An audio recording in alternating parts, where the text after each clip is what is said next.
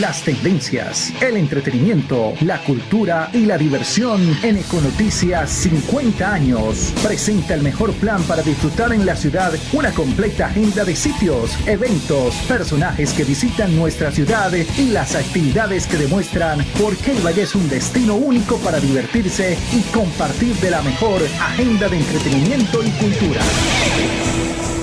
A esta hora en la agenda de entretenimiento y cultura de Econoticias de Ecos del Conveyman nos es un placer saludar a uno de los mejores escritores de Colombia y el mejor escritor del Tolima, orgullo tolimense, William Ospina. Bienvenido a su casa radial, William. Muchas gracias, Juan Pablo. ¿Cómo ha estado, William? Me complace saludarlo. Bueno, muy bien, aquí ¿Cómo va la cuarentena? Aprovechando esta cuarentena para leer y escribir, que es el destino de los escritores, de manera que no me siento muy extraño de estar en mi casa. O sea, para los escritores es fácil hacer cuarentena.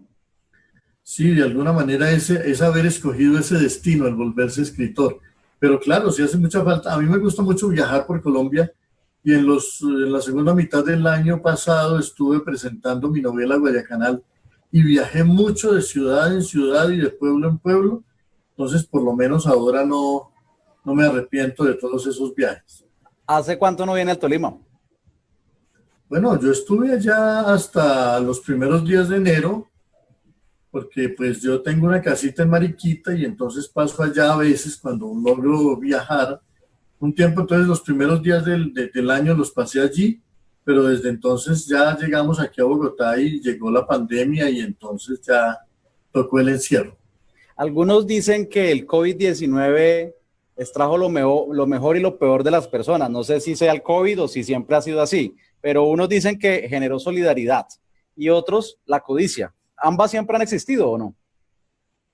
Sí, pues es que el ser humano no puede dejar de cargar con su condición y esa condición seamos todo, que seamos todas las cosas, sean buenos, malos, codiciosos, generosos, ambiciosos, humildes.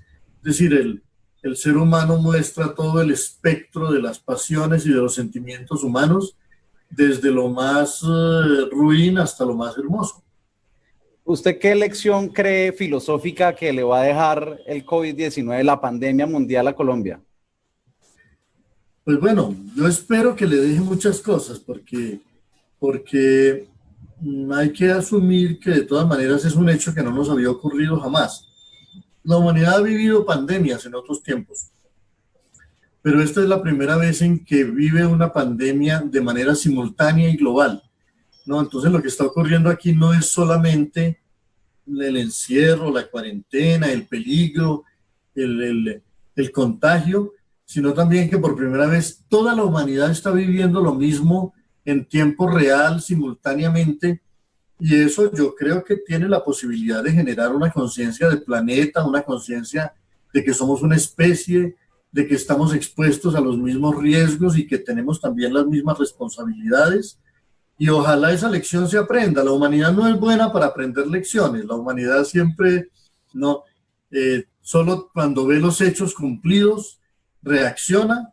Y esta es una época en que la humanidad tiene que aprender a reaccionar a partir de las advertencias y no a partir de los hechos consumados. El departamento del Amazonas ha sido el departamento más afectado por cada 100.000 o millón de habitantes.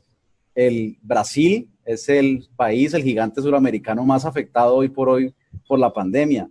Ese río Amazonas, del que tanto usted también ha hablado, ¿qué podemos resumir sobre esta difícil situación que viven nuestros paisanos, ya que somos el 7º país en el mundo que más ha perdido selva virgen en la Orinoquía y en la Amazonía? Yo creo que a Colombia le hace mucha falta la conciencia del Amazonas, porque el Amazonas, así como es un ecosistema en peligro, también es uno de los grandes tesoros de la humanidad y Colombia no ha aprendido a vivirlo como una parte de su territorio.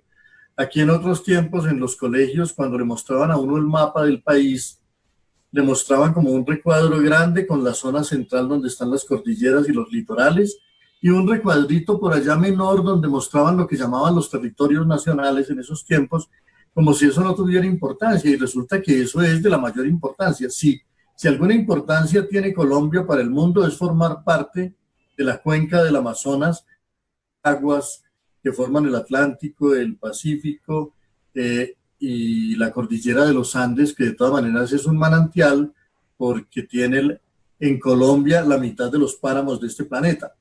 Entonces nosotros no somos conscientes de la importancia del Amazonas. Yo escribí esas 3 novelas a las que les dediqué 20 años de mi vida para tratar de hacernos sentir a los colombianos un poco más la conciencia del valor de este territorio, del valor de esa proximidad, no solo con el río, sino con la cuenca y con la selva, y de la importancia de cuidar esos recursos en una época en que ya va a empezar a escasear el agua y en que mantener vivo el planeta es mantener vivos los árboles y el oxígeno. Hablemos un poco de Cajamarca, Tolima, de la mina de oro. Ya muchos dicen en el Tolima, algunos empresarios, que hay colchones de minería de oro que deberían explotarse, replantearse a propósito de la crisis del COVID-19. Esto de la minería de oro es un tema, para los que no conocemos bien la historia, milenario, secular. El ser humano siempre ha sentido una fascinación extraña por el oro, ¿no? O no extraña, en la medida en que el oro es un elemento maravilloso y es un metal maravilloso y está lleno de propiedades. Pero hemos tenido una especie de locura que es de toda la humanidad, la de creer que hay una sustancia que es más importante que otras. Por ejemplo, el oro es hermoso y el oro es útil y el oro es fascinante por su brillo y por sus propiedades, pero el oro no puede ser más importante que el agua, el oro no puede ser más importante que el oxígeno. Sí. Y hemos llegado a un momento de la historia en que ya nos toca tomar decisiones, es decir, no se trata simplemente de tener lo uno y lo otro, sino que ya el oro que había en la superficie fue extraído por los indígenas hace mucho tiempo, fue extraído por los colonizadores españoles a pico y pala, después por los colonizadores ingleses con una tecnología mayor después de la Revolución Industrial. El oro que queda, que es mucho, para sacarlo hay que destruir la tierra, para sacarlo hay que destrozar las montañas, hay que acabar con los acuíferos, hay que vulnerar la naturaleza. Entonces ya es hora de pensar que por sacar un poco de oro no vamos a arruinar el ecosistema y el espacio de la vida, de manera que, siendo lógica y comprensible la fascinación que el oro obra sobre los seres humanos, pues la sensatez exige que ponderemos la importancia de unas cosas y de otras, y el oro está muy bien que esté donde está, que esté allí sosteniendo las montañas, y cuidemos el agua, cuidemos los bosques, no caigamos en la tentación en la que caen todos nuestros gobiernos de pensar que una sociedad vive bien saqueando su naturaleza. Una sociedad solo vive bien viviendo del trabajo de su gente. Y aquí hay mucha gente que quiere trabajar y no crean trabajo para ella porque les parece que es mejor vender las minas, vender petróleo, saquear los recursos. Y eso es una manera absurda de entender la economía y de entender la vida. Hay un estudio de una magíster en ingeniería hidráulica de la Universidad Nacional que dice que el río Coello podría secarse en 30 años, en 2050. Viene a mi memoria este tema que estoy desarrollando en Econoticias y lo recuerdo a usted también porque entiendo que Jorge Isaacs era minero en el cañón del Conveima. Hay títulos de la multinacional o había títulos de la multinacional Anglogol y otras sobre el cañón del Conveima. Hay gente interesada en el cañón del Cocora y en el Coello. ¿Cómo podemos relacionar ese tema de la escasez del recurso hídrico con ese romanticismo de la época del pasado, del barón de von Humboldt, luego de la época de Jorge Isaacs, etcétera, y lo que está pasando hoy con la cuenca del Coello, donde también entiendo que el doctor Mutis también fue muy importante? Pues es muy importante que el Tolima tome conciencia del lugar tan destacado que tiene en la geografía nacional y en el ecosistema nacional. No es por azar que Mutis tuvo en el Tolima la expedición botánica. No es por azar que Humboldt haya cruzado ese territorio y que del viaje de Humboldt entre Ibagué y Buga haya nacido prácticamente la fundación de la geografía de las plantas y de la idea moderna de la naturaleza, ¿no? Esas cosas no son azarosas, esas cosas tienen un sentido, y es que el Tolima... Y los dos estuvieron seguidos, ¿no? ¿Cómo? José Sí. Celestino Mutis y Claro, von y Humboldt. además se encontraron, y además la labor de Mutis y de la expedición botánica le enseñó mucho a Humboldt de cómo mirar esta naturaleza y cómo descubrir el lugar de las plantas en el conjunto de la vida. El Tolima tiene que ser consciente de que las mayores riquezas del país son el río, las fuentes de agua, la agricultura, y todas esas son cosas que ahora tienden a dejarse de lado por una civilización de la urgencia y del negocio, en el cual no es importante cuidar la naturaleza, no es importante proteger los recursos, no es importante el trabajo humano, solo es importante importar y exportar mercancías y saquear recursos naturales. Yo creo que cambiar las prioridades es urgente, y una región con tanta riqueza natural, por ejemplo, el hecho de que los 3 pisos térmicos que caracterizan a nuestro país, la tierra caliente, las tierras medias y los páramos, ¿no?, estén en el territorio en toda su extensión, eso exige un diálogo de la llanura y del río con las tierras medias. Es la falta de ese diálogo entre los pisos térmicos lo que permitió que se diera la catástrofe de Armero. Esa debió ser una advertencia de que aquí había que echar a andar un proyecto de diálogo muy profundo entre las fuentes del agua y los ríos, entre las tierras medias y los cultivos, y recuperar la idea de que nosotros vivimos en una naturaleza privilegiada y que hay que habitar en ella. Esto de encerrarse en ciudades inmensas a espaldas de la naturaleza es un error.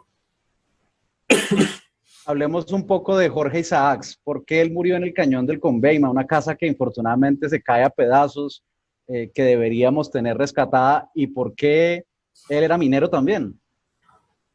Él era un hombre de una gran visión del territorio, ¿no? Su novela María ha sido vista como un romance romántico, como una visión idílica de las relaciones entre los seres humanos, pero es mucho más que eso. Fue también una expedición botánica. Uno puede leer la novela María como una gran expedición botánica de un territorio. Él sabía cómo eran todos los árboles, dónde estaban, y él recorrió el país explorando riquezas posibles. Dicen que fue el descubridor de las minas del Cerrejón, pero la verdad es que había en él el sueño de un gran país, ese gran país que nosotros no hemos sido capaces de construir, porque desafortunadamente Colombia logra periodos de modernización y después los abandona. Todos sabemos, por ejemplo, que los ferrocarriles son necesarios, y cuando uno le habla a los poderes del Estado y le dice que hay que tener ferrocarriles, hasta hay funcionarios que dicen que eso no es posible aquí, cuando hace un siglo ya demostramos que era posible tender una red de ferrocarriles en este territorio, que fue utilísima y que es una de las necesidades de la modernidad. Seguir transportando carga por esas carreteras estrechísimas y frágiles en camiones es una locura. Para eso se inventaron los trenes, y Colombia no puede vivir hoy como si estuviera antes del año 20, cuando ya había ferrocarriles, y antes del año 30, ¿no? Es no tener conciencia de las posibilidades. A nuestros gobiernos se les llena la boca hablando de modernidad, pero aquí llegan los carros y no llegan las carreteras, y llega la necesidad de transporte inmenso, pero no llegan los ferrocarriles, y eso es una locura. Hace 3 años usted en el Día del Orgullo Tolimense hablaba que no creía mucho en la paz de Juan Manuel Santos mientras no se haga una gran reforma agraria de la redistribución de la tierra en Colombia, que es lo que verdaderamente origina la violencia en nuestro país. 3 años después, ¿piensa lo mismo? Ahora con la paz que supuestamente se firmó. Sí, yo pienso lo mismo. Lo que pasa es que yo estoy de acuerdo con ¿Cómo ve la paz hoy? Yo estoy de acuerdo con la desmovilización de guerreros. Me parece que la desmovilización de guerreros es necesaria, pero me parece que es una exageración o una trampa llamar la paz a eso, porque la paz requiere muchas más cosas para que sea verdaderamente una paz profunda y una paz que aclimate la convivencia. Colombia se la pasa desmovilizando guerreros. Cada 15 años hacemos una desmovilización de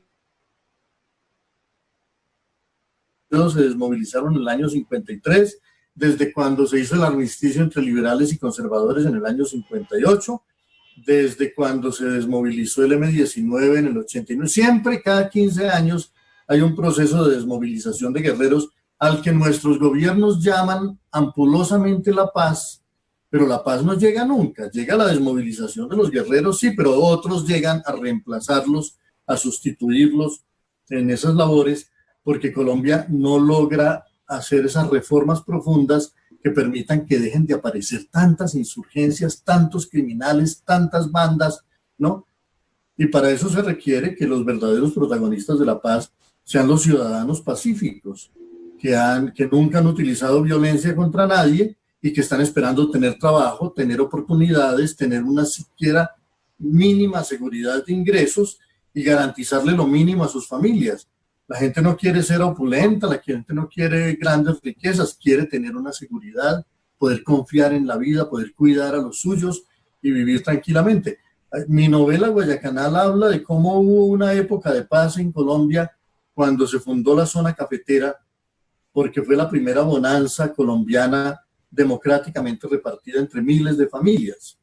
Basta que las familias tengan con qué contar, una certeza mínima, basta que haya un Estado mínimamente protector del trabajo y de la familia, y la paz se aclimataría en el territorio.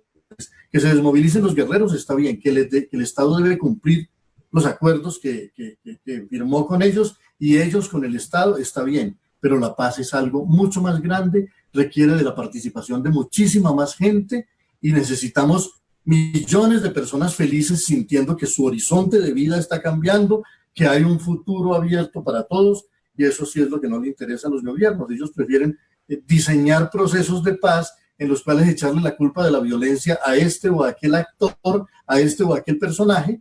No asumen nunca la responsabilidad, el establecimiento colombiano nunca asume la responsabilidad de todo lo malo que ha pasado en el país y de las muchas violencias que ha habido. Y la paz requiere otra cosa, requiere un nuevo comienzo, y un nuevo comienzo para mucha gente. Finalmente, querido William Ospina, es tarde para el hombre. Usted va a hacer una tertulia ambiental sobre el tema y es un escrito que hizo hace 25 años. ¿Por qué es importante conmemorar este escrito hoy en tiempos de COVID-19? Bueno, ya hace 25 años yo escribí un libro que en ese entonces fue muy polémico, diciendo que yo sentía que íbamos por mal camino y que estábamos corriendo muchos riesgos. En ese libro hay un ensayo que se llama Las trampas del progreso, hay otro ensayo que se llama La mirada de hielo, sobre el peligro que yo veía entonces de que la medicina, una disciplina tan abnegada, se volviera solamente un negocio. Hay un ensayo sobre el crecimiento desmesurado de las ciudades y sobre los peligros que eso conlleva. Hay un ensayo sobre los males de la publicidad, que estimulando simplemente un consumo inercial que no siempre es de cosas necesarias. Y bueno, todas esas advertencias que en su tiempo muchos dijeron que eran mero alarmismo y un espíritu apocalíptico, pues ahora han demostrado que sí, que yo creo que tenía razón al advertir esas cosas, al señalar que era necesario cambiar nuestra manera de vivir. Y si yo pensaba que era tarde para el hombre como solución a los problemas del mundo hace 25 años, imagínense lo que pensaré ahora, cuando seguimos contaminando, cuando el cambio climático se ha acelerado y cuando los seres humanos no aprendemos que somos nosotros los que tenemos que cambiar, que la responsabilidad está en que si la industria produce plástico, somos nosotros los que los consumimos. Si el Estado, si los políticos se roban los recursos, somos nosotros los que tributamos y los que los elegimos, ¿no? El ciudadano tiene que asumir su responsabilidad para corregir los males del mundo, porque si no, los que quieren destruir el mundo están trabajando a sus anchas y nosotros simplemente colaborándoles con el consumo de energías fósiles, con el consumo de cosas inútiles y con este amontonamiento en unas ciudades cada vez más inhabitables. Mi querido William Ospina, muchas gracias una vez más por estar en los micrófonos de Econoticias de Ecos del Conveima. en esta agenda de entretenimiento y cultura. Usted es muy amable por estar con nosotros en su tierra, el Tolima. Muchas gracias a ustedes y un saludo muy grande a toda la audiencia.